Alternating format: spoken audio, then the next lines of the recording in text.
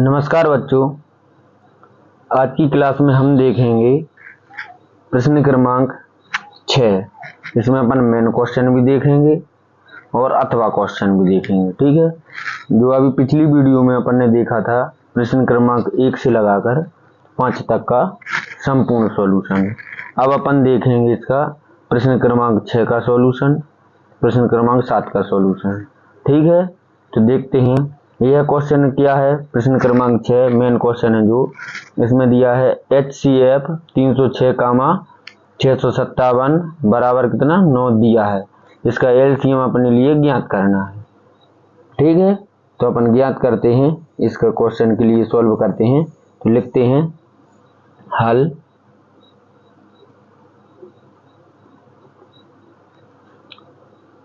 दिया है अपने लिए, क्या दिया है क्वेश्चन में ही दिया है कि HCF 306, 657 बराबर 9। ठीक है, तो HCF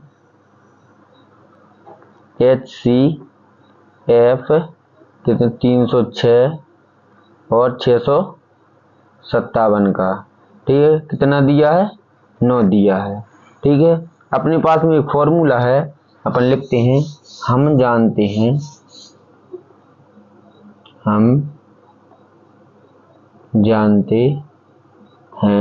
अपन क्या जानते हैं कि LCM बराबर क्या होता है कि पहली संख्या और गुणित दूसरी संख्या बटे HCF। क्लियर है, तो अपन इसमें लिखते हैं। तो अपने लिए पहली संख्या कितनी दे रहे हैं, जो 306 है, और दूसरी संख्या है 657। ठीक है, HCF की वैल्यू अपने लिए 9 दी है इसमें। तो इसको सॉल्व करते हैं अपन। तो पहली संख्या में कितना आ जाएगा 306 गुणित कितना आ जाएगा 657 और बटे 9 आ जाएगा। क्लियर है, तो इसको लिए काट देंगे अपन। तो 9 एकम 9, 9 तिया 27 बचे 3, तो 9 चौको 36। तो कितना आ जाएगा, तो इसके 34 गुणित 657। इतनी बात क्लियर है। इसका अपन गुणा करेंगे, तो इसका गुणा करेंगे तो कितना आएगा, आप लोग गुणा कर लेना इसका। तो आएगा 22,338। ठीक है, तो LCM कितना आ गया, LCM बराबर हो जाएगा 22,338। आंसर लिख दो। अतः LCM कितनी का निकाला अपने, 306 और 657 का। तो कितना आया अपना 22,338। ठीक है, आशा करते हैं आप लोगों के लिए क्वेश्चन आ गया होगा समझ में। आप लोग उसको चाहो तो स्क्रीनशॉट भी ले सकते हो। ठीक है, चलो इसके बाद में देखते हैं अपन इसका अथवा क्वेश्चन। अथवा का क्वेश्चन क्या है, अथवा का क्वेश्चन है अपना संख्याओं 4 की घात n पर विचार कीजिए, जहां एक प्राकृतिक संख्या है, n एक प्राकृतिक संख्या है। जांच कीजिए कि क्या n कोई मान है जिसके लिए 4 की घात n अंक 0 पर समाप्त होगा। ठीक है, तो इसके लिए करते हैं अपन सॉल्व। तो इसके लिए देखते हैं अपन क्वेश्चन। इसमें वैसे तो एग्जाम्पल है ये क्वेश्चन। एग्जाम्पल में बहुत हिंदी दी हुई है, इसकी बहुत थ्योरी दी हुई है, लेकिन अपन इसको कम से कम थ्योरी में करते हैं क्वेश्चन। ठीक है, तो कर लिखते हैं अपन कि संख्या प्रश्न क्रमांक इसका है, ये प्रश्न क्रमांक 6 का अथवा है। ये प्रश्न क्रमांक 6 का अथवा। ठीक है, इसके बाद में करते हैं अपन, इसको सॉल्व करते हैं। तो लिखते हैं हल।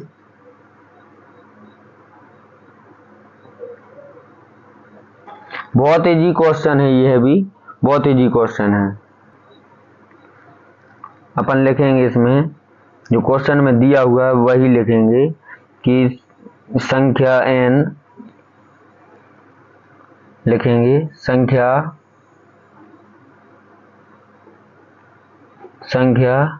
4 की घात n अंक 0 पर समाप्त होगा। ठीक है, यह क्वेश्चन में पूछ रहा था, अपन ने वही लिखा है। कोई भी अंक 0 पर तब समाप्त होता है या 0 पर समाप्त होगा तो उसका एक गुणनखंड 5 जरूर आएगा, या वह 5 से विभक्त जरूर होगी। ठीक है, 0 पर समाप्त होगा तो वह, यहाँ पर तो वह 5 से विभाजित, ठीक है, 5 से विभाजित होगा। ठीक है, 5 से विभाजित होगा। आप लोगों के लिए समझा देते हैं थोड़ा सा कैसे होगा 5 से विभाजित। यहाँ पर कर दे रहे हैं अपन, जैसे मान के चलो अपन 10 ले रहे हैं, कोई सा भी अंक 10 ले रहे हैं। ठीक है, तो 10 के लिए अपन गुणनखंड करते हैं। इसके लिए तो कितना होगा, 2 पंचे 10, और इसके बाद में कितने, 5 एकम 5। तो देखिए यहाँ पर एक 5 जरूर आ रहा है। ठीक है, तो ये इसमें 5 से विभक्त जरूर हो रहा है। ठीक है, या फिर कोई भी 0 पर समाप्त हो रहा है, कोई भी संख्या, जैसे ये 0 पर समाप्त हो रहा था 10, अब जैसे 20 भी है, 20 भी 0 पर ही समाप्त हो रहा है। ठीक है, तो 20 के लिए भी करते हैं तो इसमें भी 5 आएगा। तो इसमें करते हैं 2 ही दाम, और इसके बाद में कितना हो जाएगा, 2 पंचे और फिर 5 एकम 5। आप देख सकते हो 5 जरूर आएगा उसमें, अर्थात उसका गुणनखंड कितना, 5 आएगा। एक बार 5 से विभक्त जरूर होगा।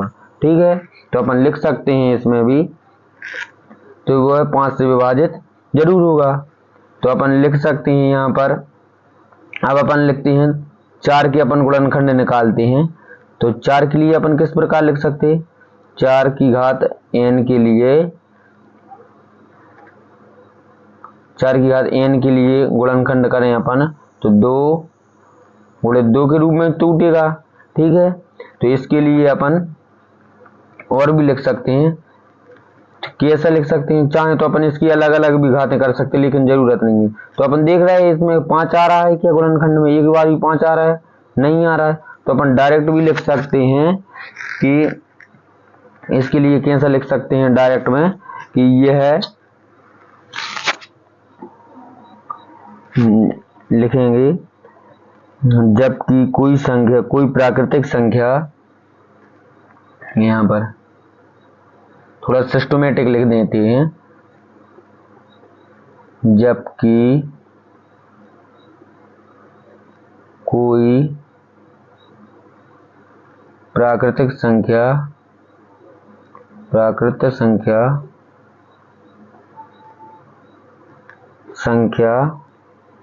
0 पर समाप्त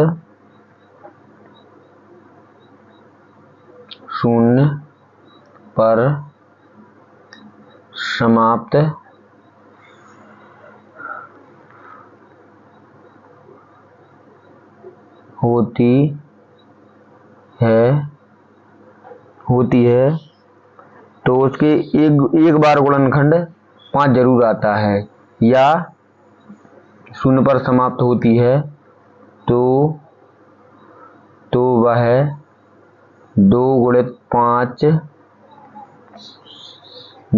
5 की घात n के रूप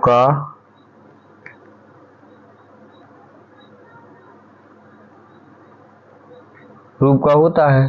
ठीक है, जो इसमें अपन दिख ही नहीं रहा है। 2 गुणित 5 के रूप का दिख रहा है क्या?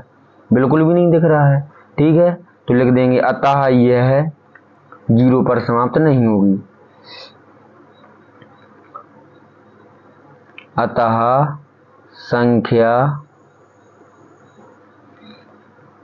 4 की घात n 0 पर समाप्त नहीं होगी। ठीक है, आशा करते हैं आप लोगों के लिए यह क्वेश्चन आ गया होगा समझ में। थोड़ी सी इसमें थ्योरी जरूर है लेकिन इजी है वो भी। ठीक है, क्वेश्चन से रिलेटिव है। तो ये क्वेश्चन क्या था? क्वेश्चन नंबर 6 का अथवा था। अपन अब देखते हैं क्वेश्चन नंबर 7। ठीक है, तो प्रश्न क्रमांक 7 देखते हैं अपन, यहीं पर डाल दे रहे हैं अपन प्रश्न क्रमांक 7। प्रश्न क्रमांक क्या हो जाएगा? 7 हो जाएगा। अभी अपन मेन क्वेश्चन देख रहे हैं। 7 में क्या है अपन देखते हैं। प्रश्न क्रमांक 7 में, प्रश्न क्रमांक 7 में है कि संख्या 312 और 12 का एलसीएम ज्ञात कीजिए। बिल्कुल इजी क्वेश्चन है, बिल्कुल इजी। तो देखते हैं अपन, तो अपन लिख ले रहे हैं इसके लिए क्या है क्वेश्चन, क्या है संख्या 312। तो अपन यहाँ पर लिख ले रहे हैं 312 और एक और क्या है 12। ठीक है, तो इसकी पहले अभाज्य गुणनखंड निकाल ले रहे हैं अपन। तो 12 के लिए 312 के लिए तोड़ेंगे अपन 2 से, तो 2 एकम 2, 2 पंचे 10 और 2 छिंग 12। एक बार और भी टूट रहा है, तो 2 सत्ते 14 और 2 अट्ठे 16 हो जाएगा। इसके बाद में हो जाएगा 2 तियम 6, 2 इनाम 18। अब ये 3 से टूट जाएगा, 3 से 3 एकम 3, 3 त्रिका 9 और 13 एकम 13 हो जाएगा। ठीक है, बिल्कुल। जिसको भी ये अभाज्य गुणनखंड निकालना नहीं आता हो तो वह कृपया करके सीख ले, क्योंकि अपने मैथ में कई जगहों पर इस प्रकार का काम करना पड़ेगा। ठीक है, तो 12 के लिए तोड़ते हैं, 2 से इसको तोड़ते हैं तो 6 बार टूट जाएगा। फिर इसको ही तोड़ेंगे तो 3 बार टूट जाएगा और 3 एकम 3 होगा। ठीक है, तो इसके लिए अपन लिखेंगे 312 के लिए किस प्रकार लिख सकते हैं? 312 के लिए लिख सकते हैं 2 गुणित 2 गुणित 2 गुणित 3 गुणित 13। ठीक है, इसके बाद में चाहें तो अपन इसके लिए अब 12 के लिए और लिख दो, तो 2 गुणित 2 गुणित 3 12 के लिए हो गया। ठीक है, तो एलसीएम ज्ञात करने के लिए लिख दे रहे हैं अपन, एलसीएम ज्ञात करने के लिए। तो एलसीएम बराबर हो जाएगा, एलसीएम कितनी कितनी का निकाल रहे हैं अपन? 312 और 12 का निकाल रहे हैं। ठीक है, तो इसमें अपन निकालते हैं, तो फिर इसमें करेंगे तो क्या हो जाएगा, क्योंकि जगह कम है यहाँ पर इसलिए यहाँ पर बराबर लगा रहे अपन। आप लोग लाइन से ही लिखते जाना, जगह स्पेस की वजह से थोड़ा सा लिख रहे हैं अपन यहाँ पर। तो आ जाएगा 2 गुणित 2 गुणित 3 और गुणित 13 और एक और 2 छोड़ दिया अपन ने, ये वाला गुणित 2। ठीक है, तो ये तो आ गए अपने। तो इनका गुणा करेंगे अपन, तो गुणा करेंगे 2 दूनी 4, 4 तिया 12, 12 दूनी 24। तो 24 का रफ वर्क है, थोड़ा सा अगल पेन से कर दे रहे हैं अपन। 24 का गुणा करेंगे अपन, 24 गुणित 13 कर दे रहे, तो 13 चौक 52 की 2 हासिल आई 5, 13 दूनी 26 और 5 31। चलो, तो इसका एलसीएम कितना आ रहा है? इसका गुणा करने पर आ रहा है कितना? 312। ठीक है, तो ये कितना आ रहा है? 312। तो इसका एलसीएम क्या हो जाएगा, इसका आंसर लिखेंगे अतः एलसीएम कितने का 312 कामा 12 बराबर कितना हो जाएगा इसका 312। ठीक है, ये अपना आंसर हो गया। बहुत ही इजी क्वेश्चन था, बिल्कुल इजी था और छोटा भी था। तो आप लोग आशा करते हैं ये क्वेश्चन भी आप लोगों को आ गया होगा समझ में। जिस बच्चे को भी जो क्वेश्चन नहीं आ रहा हो समझ में, कृपया एक बार वीडियो को रिपीट करके देख ले। बिल्कुल इजी, एक एक स्टेप इजी समझा रहे हैं। ये बच्चों क्या था, रफ कार्य था, इसलिए हमने दूसरे पेन से ये कर दिया था। ठीक है, मेन क्वेश्चन नहीं है जी, अपन काट दे रहे हैं इसके लिए, आप लोगों के लिए गुणा करके बताया था। ठीक है, तो इसका क्वेश्चन देखते हैं अब अथवा का क्वेश्चन देखते हैं। इसका जो अथवा का क्वेश्चन है अपना, इसमें जो अथवा का क्वेश्चन है, व्याख्या कीजिए कि 7 गुणित 11 गुणित 13 प्लस 13 और 6 गुणित 7 गुणित 5 और गुणित 4 गुणित 3 गुणित 2 गुणित 1 प्लस 5 अभाज्य संख्या क्यों है। ठीक है, ये अपने लिए करना है। तो इसमें सिंपल से अपन क्या करेंगे, इस संख्या को मान लेंगे, इसको सॉल्व करेंगे, फिर इसको मान लेंगे, इसको सॉल्व करेंगे। बिल्कुल इजी क्वेश्चन है, इसको सॉल्व करते हैं। तो अथवा का क्वेश्चन है ये। तो कौन सी का अथवा है, 7वें का अथवा है। ठीक है, तो यहाँ पर लिख दे रहा अपन प्रश्न क्रमांक 7 का अथवा। क्लियर। तो इसके लिए सॉल्व करेंगे अपन, लिखेंगे माना कि a बराबर, ठीक है, माना कि a बराबर क्या हो जाएगा, पहली संख्या है जो क्या है, 7 गुणित 11 गुणित 13 प्लस 13। क्लियर है, यही है पहली संख्या क्वेश्चन में जो दे रही है। ठीक है, तो इसी को अपन ने लिख लिया। अब इसमें अपन क्या करेंगे, जब तक गुणा का निशान रहता है वो है संख्या 1 मानी जाती है, प्लस या माइनस का चिन्ह आता है तो वह दूसरी संख्या रहती है। तो अपने लिए दिख रहा है यहाँ पर, तो जो इतनी संख्या जो है ये क्या है, एक संख्या है। ठीक है, और ये जो संख्या ये अगल संख्या है। तो इन दोनों संख्याओं में 13 अपने लिए दोनों में दिख रहा है, तो लिख ले रहे 13 अपन दोनों में से बाहर निकाल ले रहे, अंदर क्या बचा है वो लिख दे रहे हैं। तो 7 बचा, 11 बचा और 1, 13 एकम 13 वाला 1 है, और यहाँ से 13 पूरे चले गए तो 1 फिर भी बचा है। ठीक है, तो अपन करते हैं। तो इसमें क्या किया अपन ने कॉमन ले लिया। तो फिर अपन नेक्स्ट टाइम क्या किया इसको कि 13 एकम 13 के लिए जो इससे मल्टीप्लाई कर देंगे, 7 गुणित 11 एकम क्या हो जाएगा, 11 प्लस 1 हो जाएगा। ठीक है, तो अब इसका पुनः फिर से गुणा कर देंगे अपन। तो 13 तो ये है ही, तो ये 11 7 कितना होता है, 77 होता है, और प्लस का 1 है। तो नेक्स्ट लाइन में क्या हो जाएगा, इसी में 13 गुणित 77 और ये कितना होता है, 78 होता है। ठीक है, तो कितना हो गया, ये 78 हो गया। इसके बाद में इसी में अपन करेंगे क्या, अब थोड़ी सी अपने लिए थ्योरी लिखना पड़ेगी। क्या थ्योरी लिखना पड़ेगी, इसमें क्या लिखेंगे अपन, अब इसको अपन और गुणा नहीं कर रहे क्योंकि ये अपन गुणनखंड ही करना थे इसी के। तो अपने ज्यादा टूटे हुए क्वेश्चन, ज्यादा टूटा हुआ लिखा था उसके लिए कर दिया है। तो लिखेंगे यह एक अभाज्य संख्या है। देखो 13 भी किसी की दुनिया में नहीं आती है स्वयं के अलावा, और 78 भी स्वयं के अलावा किसी की दुनिया में नहीं आता। आता है क्या, तो देखते हैं अपन। 13 के में आता है ओनली, बस 13 छिंग 78 होता है, और भी होता है क्या, किसी में नहीं आता है। तो देखते हैं अपन, इसमें लिखेंगे अतः यह एक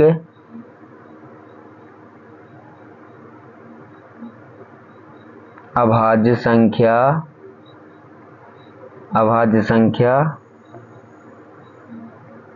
संख्या है, क्योंकि क्योंकि क्या, क्योंकि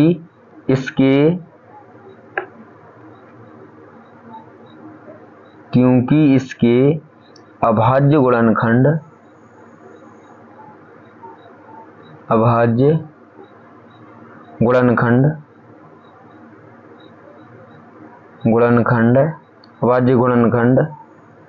में एक को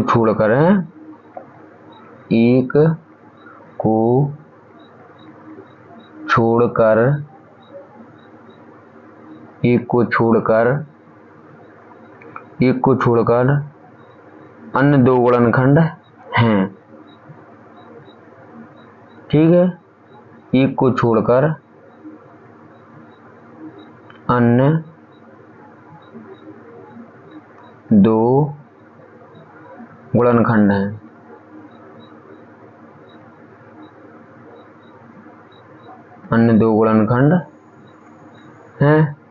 ठीक है, इसी प्रकार अपन नेक्स्ट क्वेश्चन करेंगे। इसी में इसका जो पार्ट है पुनः मानेंगे अपन। यहाँ लिखो पुनः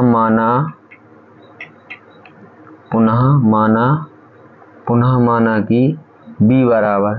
ठीक है, b बराबर क्या हो जाएगा, इसका नेक्स्ट जो पार्ट है वो नेक्स्ट पार्ट में क्या है, नेक्स्ट पार्ट में 7 × 6 × 5 × 4 × 3 × 2 × 1 + 5। ठीक है, इसी चीज के लिए अपन लिख दे रहे हैं। तो यहाँ पर 7 × 6 × 5 × 4 × 3 × 2 × 1 और +5। ठीक है, अब जो प्रोसेस अपन ने यहाँ पर की थी वही की वही प्रोसेस यहाँ पर करना है। ठीक है, करते हैं अपन। तो इसमें करेंगे तो इसमें क्या है, देखिए ये जो संख्या है जो नीचे अपन अंडरलाइन कर रहे हैं, आप लोगों के लिए नहीं करना, समझाने के लिए कर रहे हैं हम। तो यहाँ तक जो ये संख्या है ये केवल एक संख्या है, और ये जो प्लस के बाद में है ये जो दूसरी संख्या है। ठीक है, तो इसमें से अपन क्या, इसमें भी 5 है और इसमें भी 5 है, तो 5 अपन दोनों में से कॉमन निकाल ले रहे हैं। ठीक है, तो अपन ने 5 क्या निकाल लिए, बाहर निकाल लिए। तो अपन ने बाहर जब निकाली इसमें 5, तो क्या हो जाएगा, यहाँ पर बचेगा 7 × 6 और 5 बाहर चला गया, तो यहाँ पर कितना बचा, 1 बचा। तो 1 का गुणा अपन 5 में ही कर देंगे, 6 में ही कर देंगे, 6 × 6। तो अपन यहाँ पर अगला लिख रहे हैं 4 × 3 × 2 और × 1 + 1। क्लियर, क्योंकि 5 अपने पूरे चले गए हैं। तो इसमें कोष्टक बंद किया, वही प्रोसेस फिर से अपन गुणा करेंगे इसमें सबका एक दूसरे का। तो 5 का गुणा करेंगे इसमें, तो अपने कितना आएगा वो लिख देते हैं। इनका सबका गुणा करोगे आप लोग तो आएगा 1008 और प्लस का 1, क्योंकि वीडियो अगर हम गुणा करके दिखाएंगे तो ज़्यादा बड़ी हो जाएगी, इसलिए अपन क्या करते हैं डायरेक्ट कर दिया हमने, आप लोग करके देख लेना। तो कितना हो जाएगा 1008 प्लस के 1। ठीक है, तो इसमें नेक्स्ट टाइम क्या करेंगे अपन, इसको 5 × 1 जोड़ देंगे तो 1000 कितना हो जाएगा, 9 हो जाएगा। ठीक है, तो बस जो हिंदी अपन ने यहाँ पर लिखी हुई है वही की वही हिंदी यहाँ पर आएगी, बस और कुछ नहीं है इसी में। तो लिख देते हैं अपन, किसी को दूसरे पेज पर आएगी क्योंकि ये थोड़ा सा पेज भर गया है, तो अपन इस पर लिखते हैं। ठीक है, तो इस पे क्या, वो जो हिंदी वहां पर लिखी थी वही हिंदी यहाँ पर है।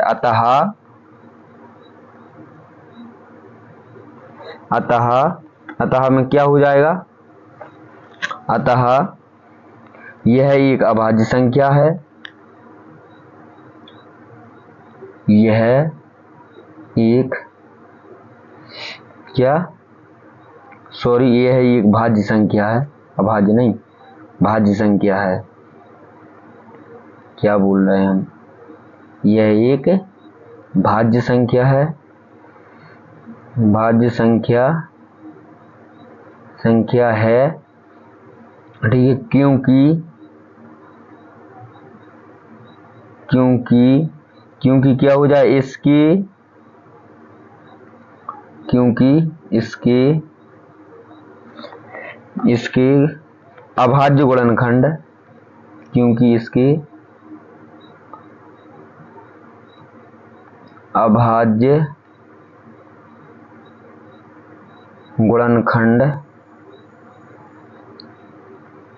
गुणनखंड में एक को छोड़कर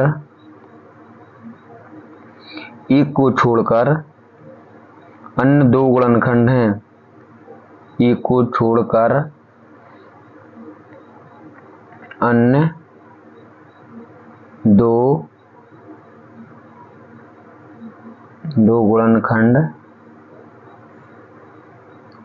हैं।